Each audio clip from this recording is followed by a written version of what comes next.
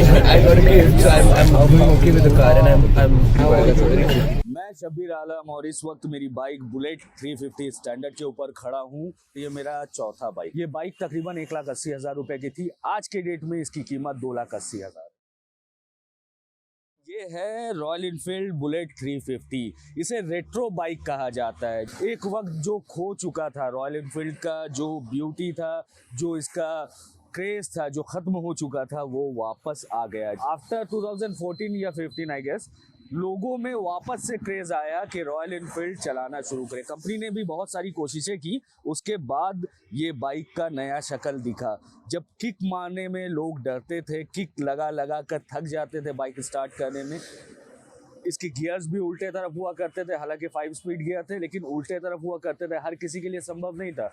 Company ने प्रयास किया और इसका नया स्वरूप लाके खड़ा किया, जो ये है, जिसमें आपको सेल्फ भी मिलेगा, आपको किक मारने की ज़रूरत नहीं है। और दूसरे बाइकों के जैसे 1 डाउन एंड 4 अप गियर्स भी हैं। आपको बिल्कुल कोई दिक्कत नहीं है। अगर आप कोई भी बाइक चलाते हैं, नॉर्मल से नॉर्मल एकदम इकॉनमी बाइक भी चलाते हैं, तो आप रॉयल इनफील्ड 350 चला सकते हैं। जी हाँ, ये बाइक से ज़्यादा स्टेटस सिंबल है, स्टाइल है। लोग इसको डग डग के लिए खरीदते हैं। धक धक है जब आप इस गाड़ी को चलाते हैं, जो अंदर से आता है, हम लोग क्या कहते हैं उसे, एड्रेनालाइन रश, वो इस गाड़ी में आ जाती है। हालांकि ये बहुत हाई पिकअप जाने वाली गाड़ी नहीं है, बहुत तेज साथ साथ चलने वाली गाड़ी नहीं है, लेकिन वो जो फीलिंग आता है ना, वो एक रॉयल फीलिंग अंदर से आता है, जिसकी वजह से लोग इससे अट्रैक्ट होते हैं। मैं भी हुआ। इसकी आवाज़ के लोग इतने दीवाने हैं कि आप देखेंगे कंपनी की दी हुई साइलेंसर सड़कों में बिक जाती है और कस्टमाइज्ड साइलेंसर लोग लगाकर इस गाड़ी को चलाते हैं।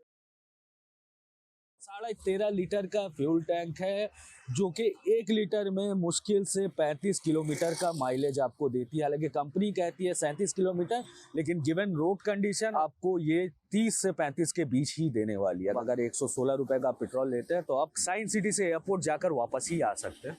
एक लोअर मिडिल क्लास या मिडिल क्लास के व्यक्ति को एक बाइक रखने के लिए, अफोर्ड करने के लिए, अगर ये अफोर्डेबल नहीं होता है तो फिर पॉसिबल नहीं है। और इसका खर्चा और इसका माइलेज जो है 4 व्हीलर के करीब करीब चला आता है एक समय। ऐसा भी हो सकता है कि ये 20 से ज़्यादा माइलेज ना दे।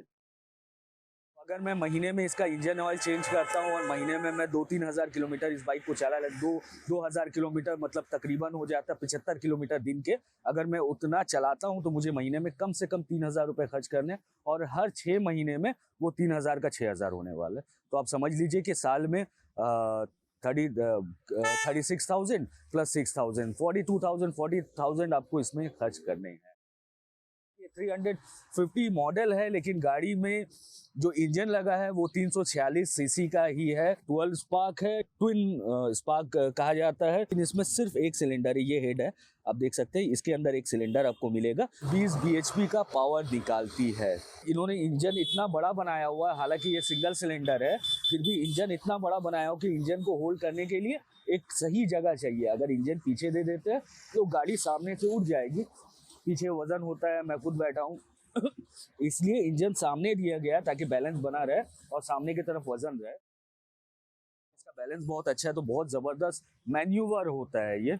बहुत अच्छी बात एक इस बाइक में ये है कि यहाँ पे ब्लॉकेज कम होने की वजह से इसका टर्निंग रेडियस बहुत ज़बरदस्त है। दूसरी बाइक को अगर टर्न करना हो मुझे 180 डिग्री एंगल में, तो मुझे शायद 2 बार 3 बार कट लेना हो, ये सिंगल बार में हो सकता है। गाड़ी टॉप स्पीड, जैसा कि रॉयल इनफील्ड ने बताया कि 130 तक का रिकॉर्डेड स्पीड है जो ये जा सकती है। इसका ऐसा करना बिल्कुल भी एडवाइजेबल नहीं है। क्लच थोड़ा टाइट है, थोड़ा लैगी है, कि वक्त के साथ साथ गाड़ी के पार्ट्स भी घिसते रहते हैं और क्लच थोड़ा इररिस्पॉन्सिव हो जाता है। जो इंजन टाइमिंग हमें चाहिए होता है, जो स्पीड की टाइमिंग हमें चाहिए होती है, जो निकलने का टाइमिंग, वो माइक्रो सेकेंड्स के लिए, मिली सेकेंड्स के लिए या कुछ एक सेकंड, चंद सेकंड के लिए ये लैग करता है। फिर भी परफॉर्मेंस एक्सेप्टेबल है। बाइक का परफॉर्मेंस बहुत डिपेंड करता है वजन के ऊपर। जब कंपनियां बाइक का परफॉर्मेंस देखती हैं तो वो लोग ये ज़रूर देखती हैं कि उन्होंने कितना वजन डाला हुआ है।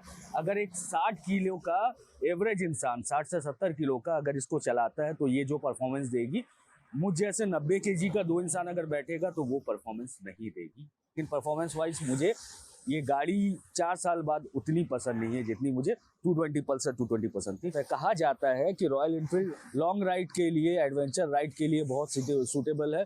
लेकिन मैं अपनी एक्सपीरियंस से बताऊं, मैं highest road of India Zojila pass और मनाली और अब तवांग भी बोल सकते हैं मैं लेके गया हूं, लेकिन मुझे नहीं लगा कि ये इंक्लाइन रोड में उतना अच्छा परफॉर्मेंस देता है। ये लैग करता है, ये पीछे आ जाता है। इसे अगर मुझे 60 में ले जाना पड़े तो कंपनी कहती है कि 13 सेकंड का समय देना होगा। दूसरी बाइकें, दूसरी जो सेमी स्पोर्ट्स बाइक है, उसको अगर 60 में ले जाना पड़े तो 4 सेकंड में हो सकता है। तो आप समझ सकते हैं कि अगर इस इंक्लाइन रोड है तो मुझे पिकअप लेने के लिए या उस रोड को पार करने के लिए कितना समय लगेगा।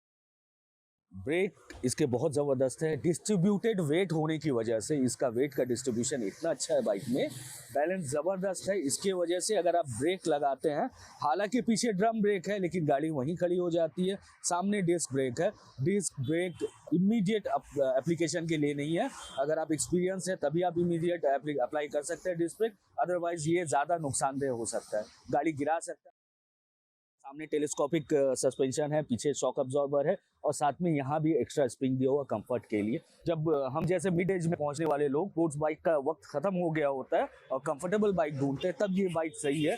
इससे आपको बैक पेन मुश्किल से होने वाला है और इसकी गाड़ी की वजन की वजह से ये जल्दी जंप नहीं करता, फ्लिकर नहीं होता है कि आप रास्ते में चल रहे हो, छोटे से गड्ढे में या छोटा सा कंकड़ आने से भी बाइक जंप कर जाए। ये बड़ा रॉयली चला जाता है। 1370 mm का ग्राउंड क्लियरेंस है, लेकिन हमारे कलकत्ता के हिसाब से सही होने से भी गली कूचे में ये नीचे टकरा जाता है अगर पीछे वजन ज्यादा है। यही स्टाइल है, आप देख सकते हैं। ये रेट्रो कट सीट है, इसको स्प्लिट सीट कहते हैं। ये 2 भाग में बटा हुआ है। पीछे वाले की चिंता नहीं है। आप कुछ रॉयल इनफील्ड देखेंगे तो आपको दिखेगा कि पीछे सीट भी नहीं रखते हैं, सिर्फ सिंगल राइडिंग के लिए रखा गया। अगर मैं चाहूँ तो इसको सिंगल सीट कर सकता हूँ। ये आज भी रेट्रो है। डिस्प्ले की अगर मैं बात करता हूँ तो कोई इलेक्ट्रॉनिक डिस्प्ले यहाँ पे नहीं है। यहाँ तक कि इसमें कितना तेल भरा है, फ्यूल का क्या क्या स्टेटस है, वो भी आप नहीं जान सकते हैं। यहाँ डिस्प्ले में एक अम्पेयर मीटर आपको दिया गया है। ये एक स्पीडोमीटर है जिसमें कितने किलोमीटर आपने रन किया वो दिखाएगा और कितने स्पीड में आप चल रहे हैं वो दिखाएगा। और ये यकीन मानिए कि एक बार आप 80 में चले जाए तो इतना ख़राब क्वालिटी का इसका केबल है कि वो कट जाता है, आपको स्पीड नहीं दिखाएगा। हालांकि मैं इसे 30 किलोमीटर से ज़्यादा चला चुका हूँ, लेकिन मीटर में रीडिंग सिर्फ 16,814 किलोमीटर आया है। जैसा मैंने आपको कहा, जो गॉज है कि जो केबल इसको रीड करती है, वो केबल एक बार आप 80 में जाओ तो कट जाएगा। मैं आपसे क्विक रेटिंग्स पूछूंगी, आप मुझे बता दें। Body out of 10 7 Why 7? Is too heavy. Mileage out of 10 5 कम से कम 45 होना चाहिए।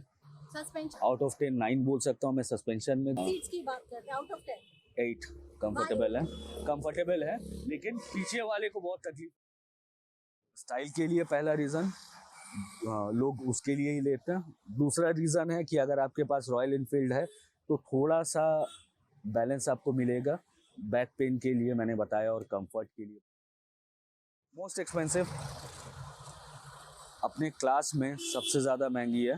जो लोगों को सपना दिखाती है रॉयल इनफील्ड की, आप बुलेट चलाएं, आप धक करें, you feel like a macho, हाँ, उसके बाद इतना महंगा बना देती है कि लोगों को कर्जा लेकर बाइक खरीदना पड़ता है। ये गलत है। दूसरी एक खामी ये है कि डैशबोर्ड में आपको पता नहीं चलता। अगर आप शहर में हो तो ठीक है, अगर आप बाहर कहीं निकले हो लंबे ड्राइव में या 100 किलोमीटर आप यहाँ से बतवानी गए हो, 120 किलोमीटर, आपको पता नहीं कि कितना टैंक में फ्यूल है, आप फंस जाओगे, बहुत बुरा फंसोगे।